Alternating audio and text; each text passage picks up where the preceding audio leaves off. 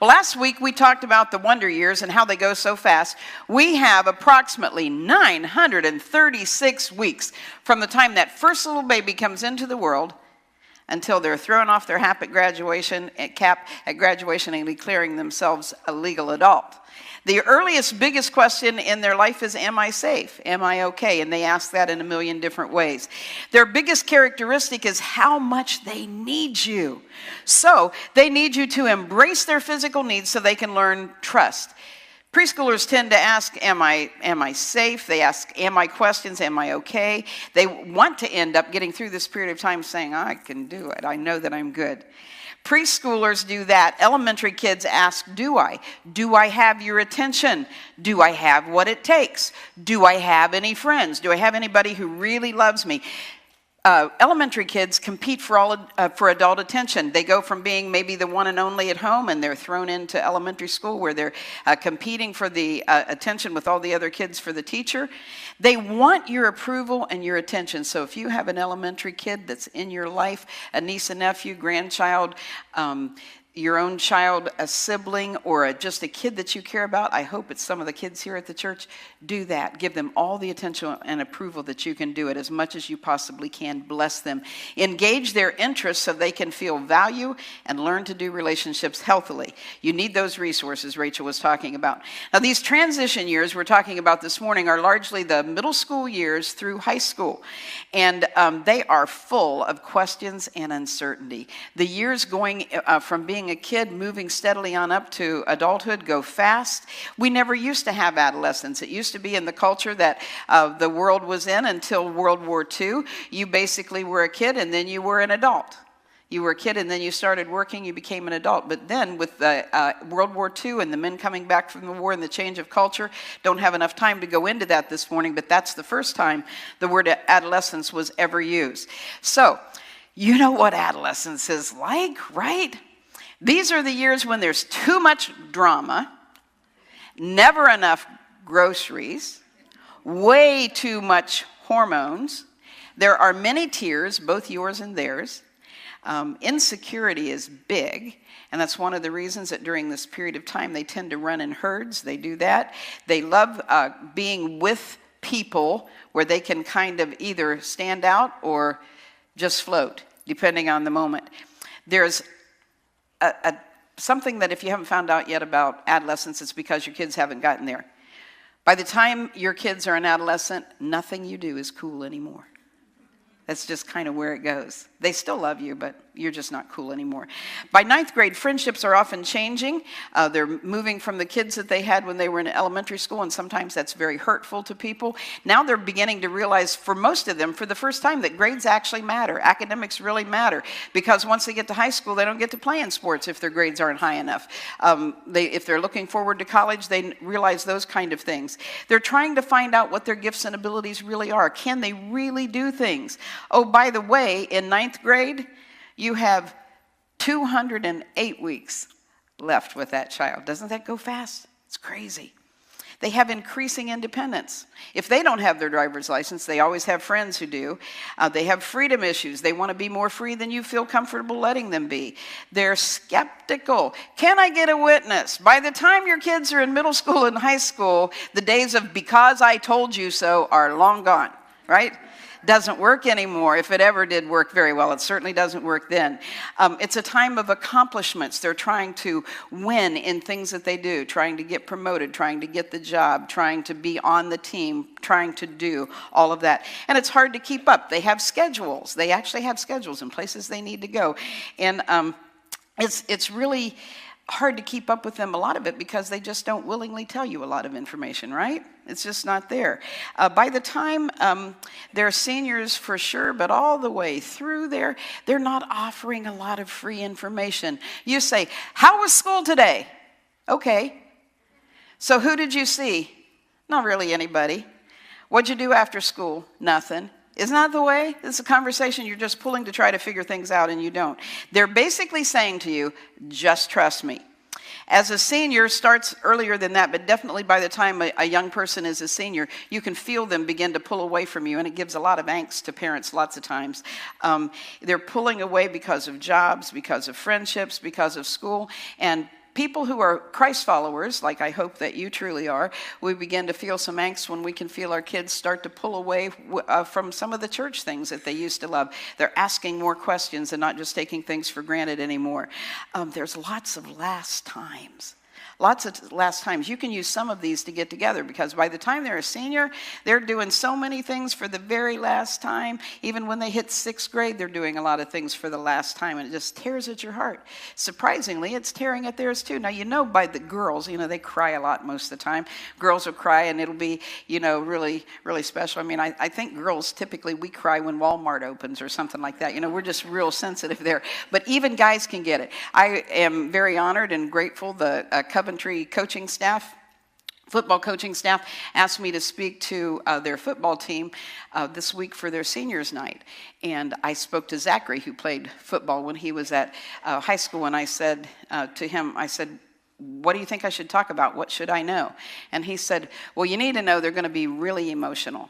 Because for the seniors, for most every senior, this will be the last time that they've played organized ball, and they're going to be, he said, I remember me, I just felt like I could cry my eyes out. There's lots of those last times in their senior year. You can use some of them to get closer to them.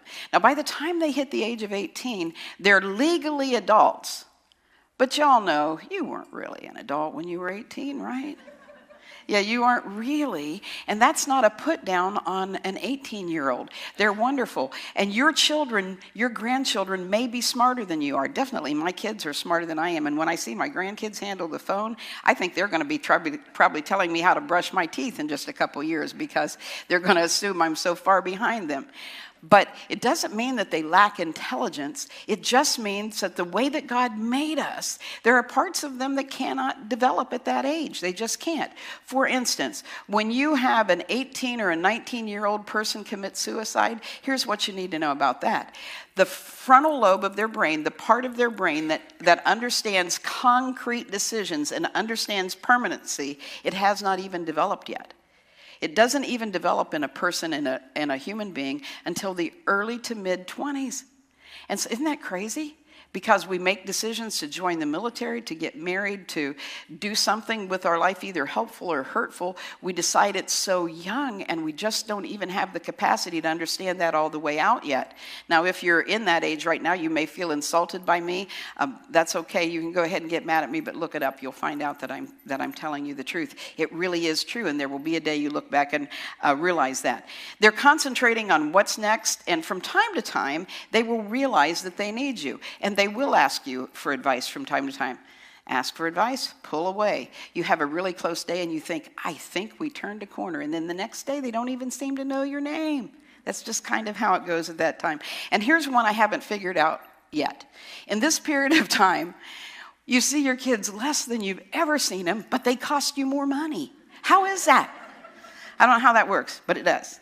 So, it is so important during this time that we have the right goals, and we want to have the right goals, the same ones that the Apostle Paul had for his young friends. Listen to this.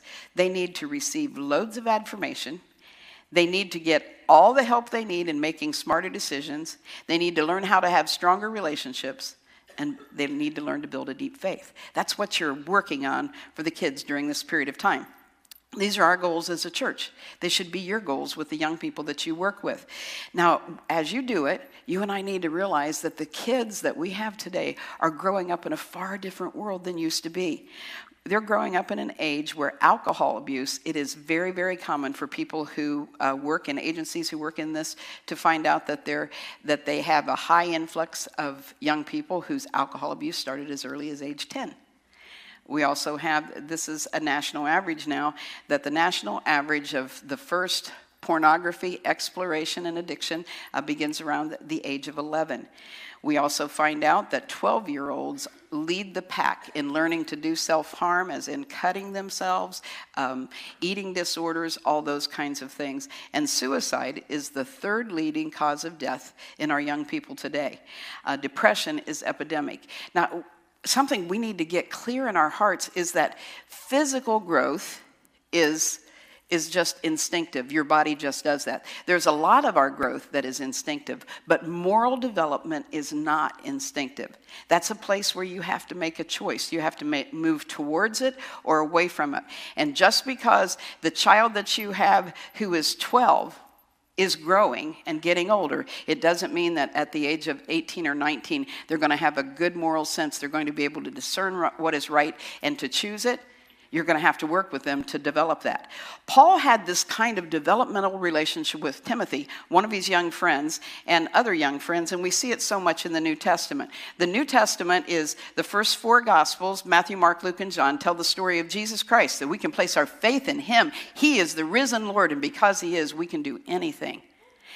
And then the rest of that tells the story of the new Christians and the letters that were written to them to help them grow. This is what he said to Timothy. Don't let anyone think less of you because you are young. Be an example to all believers in what you say, in the way you live, in your love, your faith, and your purity. Any of you who are young here today, that's the challenge to you. Don't, just because you don't have it all together yet, don't quit being an example to us. You need to challenge us with your life. Paul didn't just lay down the law, though, and we can't afford that either. We can't preach to young people. They're not going to hear that. But he had a growing relationship where Timothy and him could work on those goals together. That's the only way it happens. If you want to help a young person, you have to have a relationship with them. Paul's goal was always to help them have a better future, and he got to know them to do that. Now, every adolescent needs someone who can help them answer the questions they're actually asking. Don't you hate it when you have a call for your insurance company or maybe your bank or something, and you call it immediately? You know, you've looked up every number you can and you ask, how do I get to speak to a person? And you don't get a person, you get this spiel, right? And they keep talking to you, and it's just there, and you're just wanting them to shut up so I can hear what I really need, right? A lot of times our young people feel that about us. You know, we give them the talk or another talk. We give them all these things. We just, run off in a direction, and that's not even what they feel like they need to hear. We need to consider what kind of questions they're actually asking and try to form our answers, the things that we give them around that. Some of the questions they're asking are, who cares? Who do I like? Who am I? Where do I belong? Why should I believe? What should I believe? How can I matter? What will I do with the rest of my life? Is there any affirmation and any investment being made in me from anyone? What now? How do I get there? Increasingly, by the time they are graduating, they want advice from older people as they ask for it, but they don't want to be bossed around. So how do you move in this direction? How do you help these goals happen? Well, the first thing I would suggest is do your best to influence whoever has the influence in their lives. As you realize, the older the kids get, the more things they can do on their own, the more freedom they have. They're doing less with you and more with other people. And so you and I need to find out who those influencers are. Think for a second. Who is influencing your child? Who's influencing your grandchild, your neighbor, that child that you love? This is the age that you know for sure you're not their only influencer, and you might not even be the one who's taking the lead in their life at this point in time. They have friends, they have coaches, they have teachers. And some of those will be people you don't even know. You maybe don't even know their name, let alone know what kind of character or anything like that they have. So you need to take time to discover this young person's world and discover these influences. See, relationships are where we resolve who we really are. By the way people affirm us and accept us, or the way they reject us, the way they give us information. Relationships are how we figure out who we are. And if their relationships are not affirming, they're not figuring out who they are very well. They're not doing that. And here's the thing for sure. You don't want any of these people out there, particularly if you don't even know them, if they don't share the same values and direction as you have. You don't want them giving your child more investment and more affirmation than you are. You want to be the top of the list of the person who is doing that for them. Don't be rude or insensitive or heartless, but there will be times as you get to know the people surrounding them that you will have to do something that's uncomfortable for you. There are sometimes what is best for a kid is hard for an adult. And you and I as adults need to have the courage to speak into that situation. For instance, I'll give you an example. There was a time when our sons were young, and I'll talk about JL in this one. He went out to play ball. His older brother had played football, and he went out for ball, wanted to play. And when he went out, my husband went to watch him play in this very young league that he was in. And that's a good thing for you to do, to go see how the coaches are interacting with your kids and what they are. Not to criticize, not to tell them what the coach ought to do or anything, just to watch and know what your child is working with.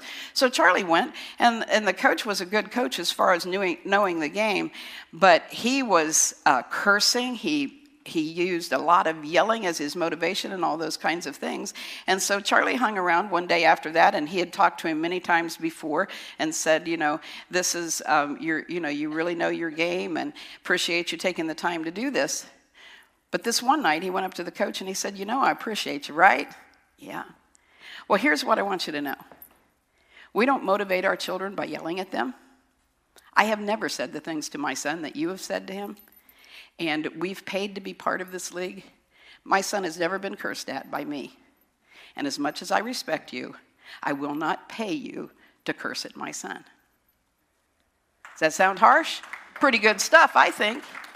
Pretty good stuff, I think. You and I need to make sure that we don't just throw our kids at people and allow them to treat them however they want to. We just got to be careful in that kind of stuff. You and I have to make sure that we don't try to chase the people away who are in our lives that are not giving the kind of influence. One of the worst mistakes that parents make during this period of time is when we tell our children, you can't run around with these people. You can't know these people, and we forbid them out of their lives. Let me just ask for a show of hands. How many of you immediately obeyed anything your parents forbade you to do? Okay, we don't have that here, right? We didn't. I remember back in my day, way back then, that was when girls had to wear dresses to school. You wore dresses or skirts to school, and they had strict requirements on the length, And then the mini skirts came in. And so then, they adjusted the school rules to that. You could wear them, first of all, 2 inches above your knee, and many girls would get hauled in and get their dress checked, And then when the mini skirt came, it was really something, Then you were allowed to have it fingertip, if you're wherever your fingers were. Robin's smiling because she remembers that too. So they did that. So lots of parents, this is funny to me, it was shortly after that they changed the rule and we were allowed to wear slacks to school. I guess they thought that was less detrimental than having girls in skirts. But one of the things that was interesting to me, some of the parents who were most proud of the rules that they had for their daughter, we do not allow our daughter to wear that. You know what they did, right? They went to the bathroom, wore skirts to school, didn't wear dresses anymore, but they wore skirts to school, went to the bathroom, rolled the skirts up, made them the length they wanted to be. I'm seeing people who did it. I'm seeing these heads nodding. You did it. When you tell your child you absolutely cannot be with that person, that group of people, I can tell you, I've learned some hard lessons myself, but I can tell you this, because you told them doesn't make it so. Particularly when they're going through high school, one of the best things that you can do is get to know those kids. If the kids are really out there, they may not have anybody investing in their lives. What if you became the person who invested? What if you had them eat at your house? What if you made your house a safe place for them to be? Don't just chase them off. Don't just do that. Do you know it'll backfire on you too? Because when your child feels like you're picking on his or her friends, they're going to defend them more than ever. They will defend them more than ever because every young person has an innate, strong sense of justice. And if they think that their friends are getting a bad rap, they're going to come down on it in their own way. They're going to do that. So what you need to do is establish relationships with the people who influence their life. It will certainly help them. I need to move on quickly to the next one. Affirm their personal journey. That means affirm their life, affirm where they are. Show up. Prove your commitment no matter what. Go where they are. 1 Thessalonians, Paul's saying again, therefore encourage one another and build each other up, just as in fact you are doing. Presence affirms. Presence affirms. And one of the things that we tend to do with our young people when they're in these places and they're making monumental decisions, if we don't like the direction they're going, we isolate ourselves from them. We pull away, we reject them, and we remove our presence from their life, which is what they need more than anything else. I remember this happening years ago. Interesting situation. My aunt and uncle, wonderful people. My aunt was a wonderful, solid Christian. She had a really strong feeling about divorce, that divorce just should never happen. It just should never happen. She had a wonderful husband. She didn't understand a lot of life that she had not been exposed to. And her son, my cousin, fell in love with a really good girl who happened to be divorced. And my aunt didn't like that. Never set up a relationship with her. She didn't directly do mean things, but she made no opportunity to take her shopping or to do anything like that. She just didn't want anything to do with it. And she thought that was changing things. It didn't change anything. So they moved closer and closer, and they were a young couple, and they decided that they would get married. And my aunt still was not having it. She didn't want any of this. She was not participating in anything. And yet it didn't stop anything. The wedding marched closer and closer. And on the morning of the wedding, you have to know my Uncle Roy. My Uncle Roy was a quiet pillar, incredible Christian man.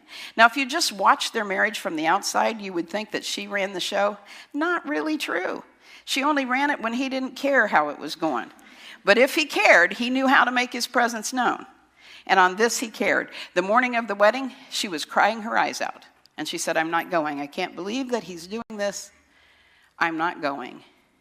My Uncle Roy stood up from the breakfast table. He went over and he stood in front of my aunt. And he said, you are my wife. I am your husband. He is our son. We will never get this day back again. We will never get another chance at this. And I refuse to be part of you ruining it. You will go to the wedding, and you will not cry. Do you understand me? And my aunt was immediately tearless. She said, I believe I do. And she went to the wedding, and just as a kind of awesome end to this story, my aunt died of cancer, but not after years of developing an incredibly close relationship with this daughter-in-law. And this daughter-in-law is the one that outshone everybody in taking care of my aunt.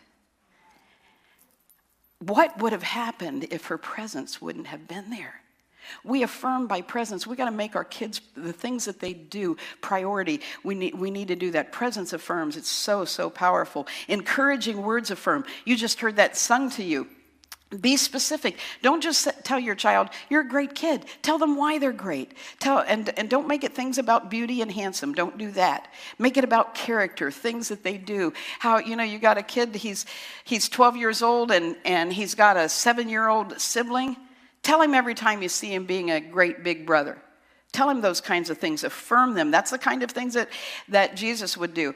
Just this last week, a friend of mine posted a picture on Facebook and tagged me in it and said, Pastor Brenda, this is my daughter, called her by name, said she just came, she's a little baby, a year and a half old. She just came from the doctor's where she got 3 shots, and the little girl was in a Wonder Woman suit.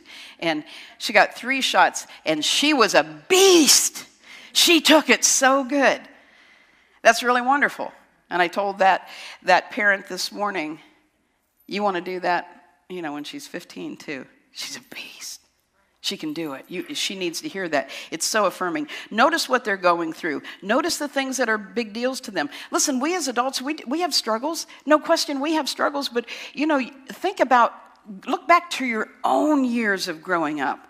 Weren't there terrible pains that happened to you, things that were hard for you? And probably everybody here has an experience where you were just so ignored and your parents just, their stuff was so big. The bills were so big. What they were doing was so big they never heard from you. They never saw you. They just looked through you. Your children are suffering. They're having hard days. And then sometimes they're doing something really great and it gets completely passed over. We need to notice what they are doing, that they're big deals. Know when they've been rejected or humiliated. Try with everything in you to never be the source of your child's humiliation. Do not correct them in a way that the world knows about it. I hate it when I see somebody, post on Facebook, they got a 14-year-old kid and they say, well, he's grounded again. Why does the world need to know that? Why does the world need to know that? We don't do those kinds of things. Try never to be the source of your child's humiliation. On the other hand, you can say to your child every single day, doesn't matter whether they have faith or not, you can say to them every single day, going to school, how can I pray for you today? Anything going on I could pray for you today about? Maybe a majority of the time they'll say nothing, but there may be that day. There may be that day when you'll have an incredible opportunity. You know what would even be probably more impacting? If you said to your son, he's 16, and he's getting ready to go to school, and you say, hey, could I ask you a favor? And he turns, he's kind of skeptical, and he says, what? And you say, actually, I don't feel very good, and I have a really hard day at work today. And it would mean the world to me if you would pray for me. When he gets over his heart attack, he's going to think, Mom doesn't know I don't pray. She thinks I pray. And she actually thinks that God would hear me. How about that? Be an incredible thing what God might do with that. Love is louder than anything else. And the second best is forgiveness. Asking for forgiveness. It's just so loud it will make a difference. Mobilize their potential. Guide their values and passions as they launch into the realities of life. Paul said to Timothy, I'm urging you, I said fan into flame the spiritual gift that God gave you when I laid my hands on you. You want to help your kids find out what they're good at and then fan it into flame. Give up some of your own stuff so you can pay for music lessons or whatever you see that they're good at. Help them. Be proud of the things they do. Help them find abilities, because when they find an ability, when they find something that they can do, it gives them confidence in the world. You want to do that. Know that what you do every single week matters. Every single week. Every single week it matters. By the way, when your child is 12, you say, well, my child's 12. We've got quite a while till graduation. Actually, you only have 312 more weeks until that 12-year-old is a legal adult. It's going to fly by. It's going to fly by. So what you do every bedtime, what you do every morning, every mealtime, those things matter. It matters. And so you want to make small, courageous, and thoughtful deposits every single week and every single day. It doesn't have to be something major, but every single day, every single week, make a courageous deposit. If you have a year ahead of you, you have 365 more chances. You have that. Galatians, Paul's talking again, and he says, don't become weary in doing good, for at the proper time we'll reap a harvest if we don't give up. You say, I've been trying all week and nothing changed. Yeah, it was just a week. Did you see your kid grow this week? No, you didn't see their body grow because it's gradual. And you don't see character grow in an instant either. It's these small deposits that add up over time, and don't become weary at it because it will happen. Celebrate the big moments. Everyday moments are the pages of our lives. And the big moments, like birthdays and graduations and promotions, those kinds of things, those are the turning points in the story. Big moments, like birthdays, like a promotion, a graduation, going from one grade to the next, these are times that we can really, really celebrate. We celebrate our history, we clarify our present, we imagine our future at those times. We remember God's faithfulness in the past, in the present, and in the future. It's a really good time on your child's birthday, and they'll groan, but they love to hear it. Tell them the story of their life. Make it short as you need to, but how grateful you were when they were born. Make sure they know they weren't a mistake. Make sure they know that you're not a burden. Make sure that they know that they absolutely are the joy of your life. And a birthday is a good time to do that if you can't do it any other time. These things set a rhythm for the year when you do it on the big days. Now let me just give you one warning about that. Don't get too big too fast, okay? Try to learn some appropriateness. Sometimes we hear a good idea and we think, if you celebrate something all the time, eventually it loses its meaning, right? It eventually does. And sometimes we hear a good idea and we want to do it immediately, and so then it takes away its meaning. I remember back when I was young, really big deal people rode in a limousine. And then eventually it came the day when people rode in limousines a lot of times at their weddings. That's cool. And so then it went after that, people started getting limousines for their kids to go to prom. And then after that, they started getting limousines. I remember when Rachel was graduating from 6th grade, we had people show up in limousines, have limousines there for their kids to celebrate their kids in 6th grade. And now it's even younger than that. Do you know what they did? They just robbed from them the thrill of having a limo at their wedding or whatever. They just, these are the kinds of things that cause our kids to have nothing to look forward to. Don't hear a good idea and decide you can't wait until your kid's 16 to do that, and so you have to do it at 6. You won't have anything that means anything to them by the time they're 16 if you do that. Don't hurry yourself. I want to tell you, don't miss Sundays. You, as good as you are not the only adult your child needs. We got 3 great adult children, and they are the product of all the adults who invested in their lives. You need people to invest in the lives of your children as well. You need them to be surrounded by people who share your faith and your values. Because, I told you, and you already know, when you're, 17 years old, you don't think your parents know everything. You need to establish right now people that your kids have faith in, that they know are for real people, that they can ask for advice and they can get their guidelines from when they don't want to hear you. Again, he says, Paul says, these people, he's speaking of himself and others, we're delighted to share with you not only the gospel, but our lives. And listen, we need you to serve in our church in that way. We need you as a solid adult who has faith in Jesus Christ to be one of those people for other people's kids, kind of like babysitting. You know how when, you're young and you don't have enough money to pay a babysitter, you and your friends will trade off. You babysit for them, they babysit for you. That's what will happen in church if we all pull our own weight. If we will do that, we'll all be serving in one way. So while our kids need advice from someone else, someone else's kids is going to be getting it from us because we've done that for each other. We need you to volunteer. I want to tell you, I don't have time to tell you this, but I got to tell you this. It's just so important. I was at Catalyst this week, and I heard John Acuff speak, and he's really close, good friends with Dan Cathy, who is the billionaire founder of Chick-fil-A, awesome Christian guy. And he told us this story. It impacted my heart in such a powerful way. He said he was eating with Dan Cathy one day, and his phone rings, and he says, we're having a pretty serious conversation. His phone rings, and I think, he probably won't answer it, but he does. He says, just a minute. He answers it, and he says, hey, buddy, what's up? What's up? He says he's talking to this guy, and he says, yeah, I can do that for you. How many do you need? 4? Sure enough. I'll give them to you. We'll get it done. Worked out the details, and he got off the phone. And then he just casually said to Dan Acuff, he said, I teach the sophomore class at my church every week. Those kids are so important to me. They all have my phone number. Can you imagine? Can you imagine? You're so important, you won't let anybody have your phone number, right?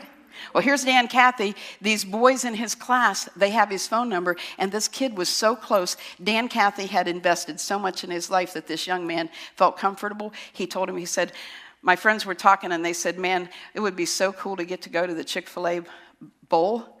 And this kid named Daniel just said, I happen to be great friends with Dan Cathy. I'll call him up. He's my Sunday school teacher. So I called him up, and he got 4 tickets for his friends to come. Will they ever forget that? No, he invested his life. You need to be doing that in young people, and you need to give them other people who will invest that way in them. Don't be casual about it. This year, your middle schooler will spend more than 200 hours studying math in school.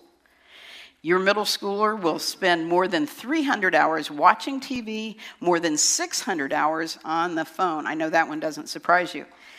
But if your child attends church only 2 times a month and are exposed to those great people we have leading your kids, if they're only here 2 times a month, they're not even getting 25 hours with the kind of person you want them to be like in a whole year. And so no wonder those dorky people on TV are the biggest influences in their life, because you're not giving them anything else. They need firsthand, somebody besides you who is loving and following Jesus Christ and building a life. You know, every one of us exists. The whole reason we exist is to show God's love and his plan to a broken and hurting world. There's not as many doing that as should be, and we need to be giving it all we have. We need to be one of those for other people. Jesus asked an interesting question. It's recorded in the book of Luke, and this is just shortly before he died on the cross and returned to heaven. This is what he said to his disciples. He said, when I come back again, I've told you I'm leaving and I'm coming back. When I come back again, will I find faith on the earth? He asked us that question too. When I come back again, will I find faith on the earth? And then he tells his disciples, you're the ones who are going to answer that question for me, because I'm entrusting it to you, and he's entrusted it to us. How much is the faith of the next generation worth to you? These young people that were dancing up here this morning, how much is them living a life that is not broken and scarred and torn to pieces? How much is them making it to heaven to spend eternity with Jesus and you? How much is it worth to you? Everything it needs to be. It needs to be. And if it's worth everything, you're going to make some new choices. You're going to live life in a new way. You're going to do that. The most important thing in life is my personal relationship with Jesus, your personal relationship with a risen Savior, and your absolute passionate commitment to invest in the lives of young people, the ones God has given you, the ones around here. It's important. Because we serve a risen Savior, we can do this. It's a really big job. I want to encourage you to speak life into every young person that you touch. I want you to stand with me and help me practice doing it here, okay? To speak life to our children, we have to speak life to ourselves, and we're going to do this. I want you to read it with me, okay? And say it like you mean it. Every child is a gift from God. I speak life to them and over them. God has given me everything I need to teach my kids about him. The same power that raised Christ from the dead lives in me.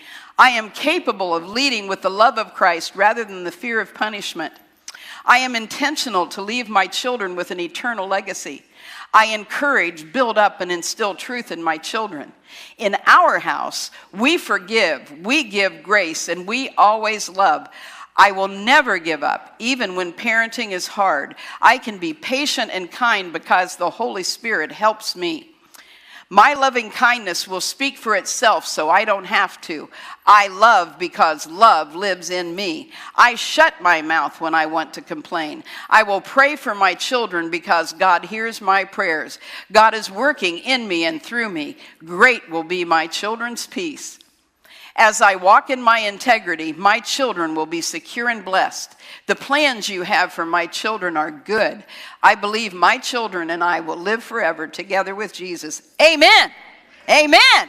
Amen. Do you believe it? Well, we need to live it. We need to live it. Now, we have these for you as you leave today. If you want one, I hope that you do. And here's what I encourage you to do. Every single day, don't take it if you're not going to use it. But every single day, if you're a young person, speak it to yourself. If you're an adult, speak it to yourself to remind you to live this way. And pray this blessing over your children. Sometimes when they're sleeping, that 17-year-old is so mad at you, he doesn't even want to look at you. Sneak into his room when he's sleeping. And stand at we got a mom and son right over here that might do that, I guess. Okay, so you sneak into his room and just write, at the foot of his bed, just silently speak this out. I'm speaking life over him. God has given me everything I need. Just do that and see what God does for you. See what wisdom he gives you and what he does for your children. I have 2 challenges for you that I hope that you'll really do this week. It's a phase, don't miss it. So make and follow a plan to be accessible to and acquainted with the influencers in your child's life. Look them up, find them, be friends with them. Invite those kids to eat dinner at your house. Do that. Make a tangible reminder and an actual schedule to productively use the passing time with your child. Rituals are powerful and effective. Don't tell yourself you'll get to that in a week. No, you won't. Do it now. Do it now. I encourage you to do that.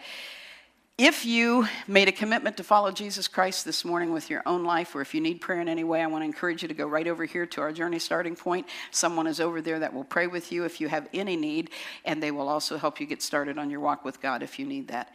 Right now, I'd like you to raise your hand, and let's receive the blessing of the Lord to do what he says. May God the Father, who made you and made you capable of passing on the faith, fill you with joy and power and passion as you make sure these children get the faith. Amen.